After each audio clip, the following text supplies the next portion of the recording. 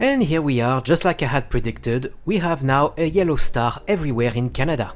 It doesn't really matter if you have a left-wing or right-wing provincial government, but it does seem the left really wants to look like Australia. Special mention for the Premier of Saskatchewan, who pretty much gave himself absolute power. We're talking about the same kind of crap that we're seeing in Australia, like, you know, military checkpoints and vaccine passport and all of that good stuff. But we're also talking about taking people's property with the excuse of an emergency. And of course, it's not just taking people's stuff, it's also about relocating them for their own safety. Because, you know, we haven't seen that kind of crap before. You'll find the actual document in the description below with all of the sweeping power that they have, which is also about controlling the price and supply chain of food and any essentials. All for your safety, of course.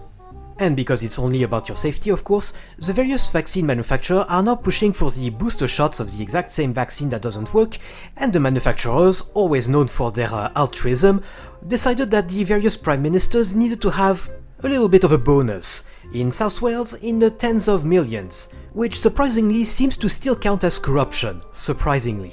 And if you are wondering why they are so heavy-handed right now, just look at the stock prices from any of the big pharma. Whether Scott Adams likes it or not, it's pretty damn clear that the big pharma stock bubble is bursting.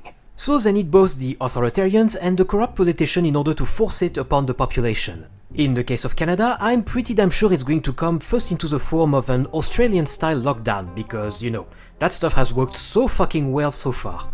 But considering various provinces have also said that they were building voluntary isolation camps, because, you know, nothing says voluntary like barbed wire around your compound, I think they will whip out the cattle wagon before long.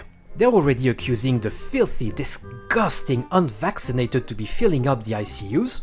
Just don't ask them how they can afford to fire the unjabbed nurses and doctors if the situation is so dire.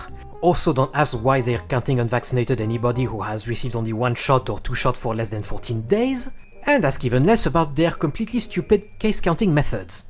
And again, it's important to remember that a diagnosis of COVID-19 is not necessary, and what is important about these responses is that they look at the groups of people who have illness that's compatible with COVID-19. And so our current framework that does not require mandatory quarantine, does not require close contact tracing, means that disclosure of individually identifying health information, as would happen if individual case notifications happened in schools, would be a violation of an individual's, again, privacy and their rights under the Health Information Act. So we do have that framework where schools, if they see that there are an increased number of children who are ill because of respiratory illness, again, or teachers or staff, they can work with Alberta Health Services. And in some ways that is adding an additional layer of protection, because if individuals choose to not get tested for COVID but are home with an illness, they're now counted in the list as being part of that outbreak.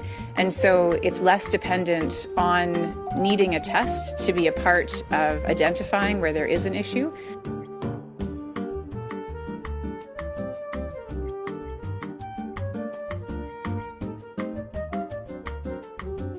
But there are no other settings right now, aside from continuing care and acute care, as locations where there's a significant risk of transmission and severe outcomes if there should be an outbreak.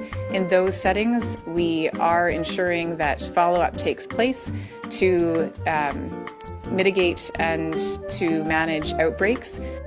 Which brings the question: will public health and corrupt politicians calling any unvaccinated a filthy Jew be sufficient in order to get us to get the jab?